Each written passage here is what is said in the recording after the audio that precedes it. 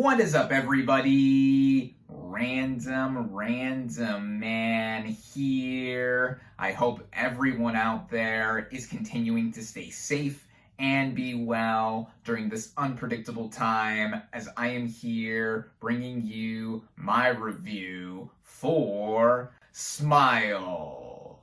Based on the 2020 short film, Laura Hasn't Slept, the plot of this psychological horror film basically follows a therapist, played by Sosie Bacon, who, after witnessing the bizarre suicide of a patient, played by Caitlin Stasey, goes through increasingly disturbing and daunting experiences, leading her to believe that what she is experiencing is supernatural.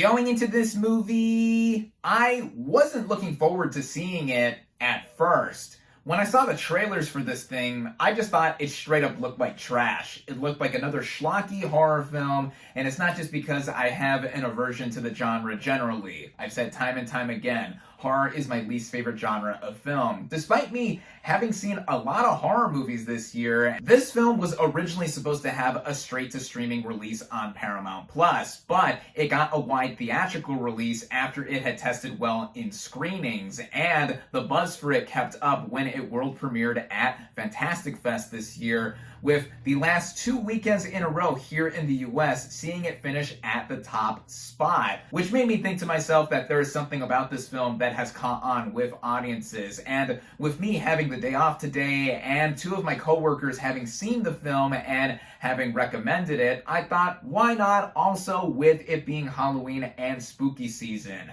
Luckily for me, I was able to head out and see this thing in theaters, as I said, where it is only currently available. And today specifically, Wednesday, October 12th, as a part of Cinema Week, I got a poster print with my ticket to see this thing.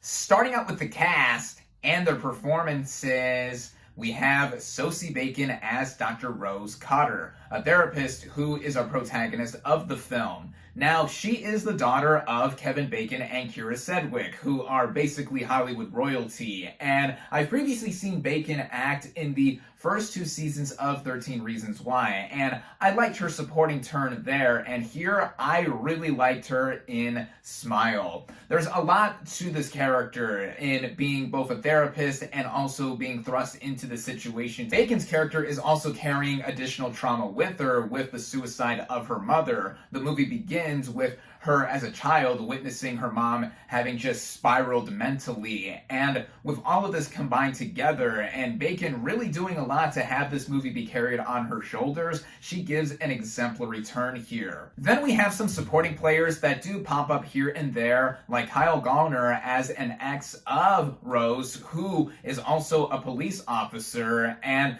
what he does is a lot of involvement here with not just being previously romantically involved with Rose, but also in trying to help her through what she had witnessed early on in the film. Then there's Caitlin Stasey, who has been played up in a lot of the marketing of this movie, and given that she is the one who triggers a lot of what happens in the movie, literally within like the first 10 minutes or so before the opening credits happen, she makes an impression with the short screen time. There's also Jesse T. Usher as the fiance to Rose. A lot of us know him as A-Train on The Boys, and here he's basically just the boyfriend or fiance character specifically here, popping in and out, trying to figure out what is up with his fiance and what has happened to her. There's also Rob Morgan as a prisoner who is pivotal in the scene that he does have later into the film. And then there's Cal Penn as the superior to Rose at the hospital that they work at. Basically everyone here does what they have to do with the specific roles. But of course, the star of the show here is Sosie Bacon, bringing traumatic tinges throughout the material presented. And speaking of that, getting into the writing and by extension directing, both of which were done by Parker Finn, this marks his feature directorial debut. And I've never heard of or seen the short film that he originally did, which this film is now expanding on.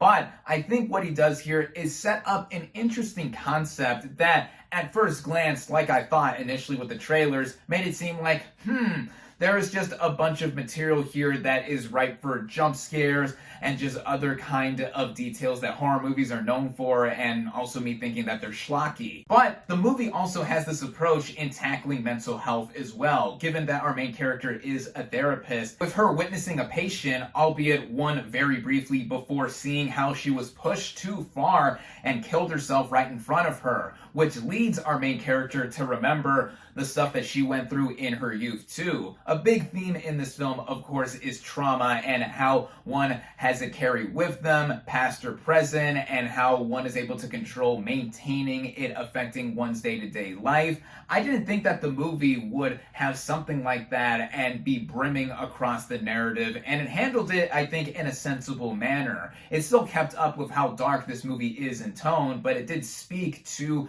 how this is something that needs awareness, more awareness than it's already been getting now. I mean, one cannot emphasize how important mental health is. But of course, this is a horror movie, so there is an element of fantasy, or in this case, a sense of the supernatural that is imminent. In watching how the narrative does play out, it did bring to mind other movies with similar concepts, like The Ring and It Follows, which does make the film formulaic, but I think the execution by Parker Finn in his writing and directing was able to make the film consistently entertaining with how it does weave through what our main character is going through. And all of that too, given horror elements abound in these kinds of movies, I thought they mostly hit. There are a ton of jump scares across this film that I thought were well timed. Part of the reason I'm not so into horror movies is because jump scares are a cheap way to get a reaction or jolt out of the audience when they least expect it. But here, I think they are well placed, and it also has to do a lot with the sound design here, which I have to give a big shout out to.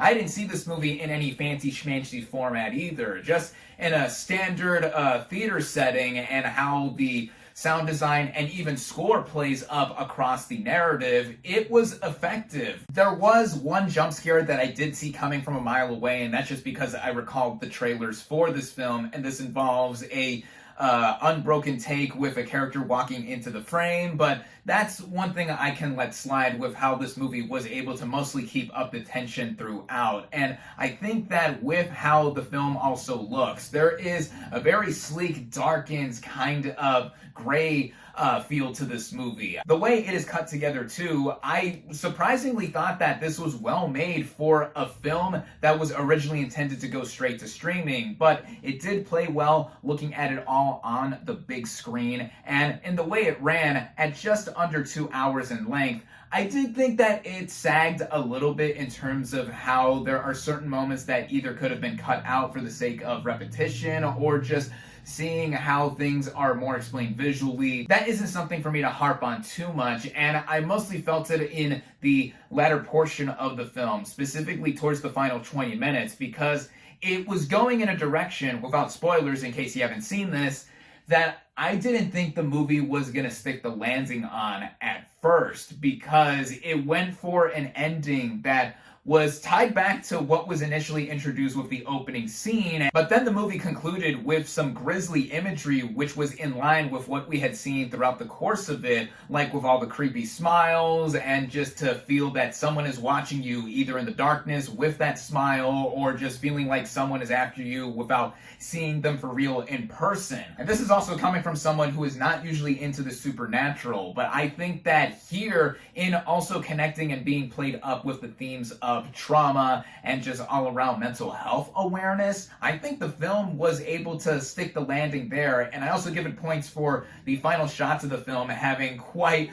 a lasting impact, to where I was like, okay, I did not think that the film was gonna go there, but it did. All in all, Smile surprised me in more ways than one. I can so see the appeal with this film in what it is able to do with its topic/subject matter, and also just delivering a lot of the scares that one would expect with a movie being released around this time of year. This isn't my favorite horror movie of the year per se, but I think that this one does fit the bill for what one is looking for in seeing a psychological horror film. This has been already quite a year for horror films, as I've mentioned, with this being another feather in the cap of the genre for 2022. I recommend Smile.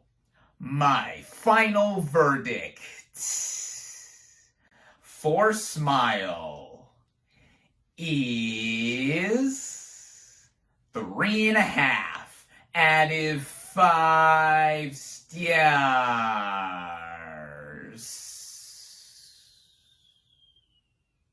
Thank you all, as always, for watching. Be sure to like this video, comment on what you thought of Smile, social media links in the description, subscribe to my channel for more, and I'll catch you on the next movie review.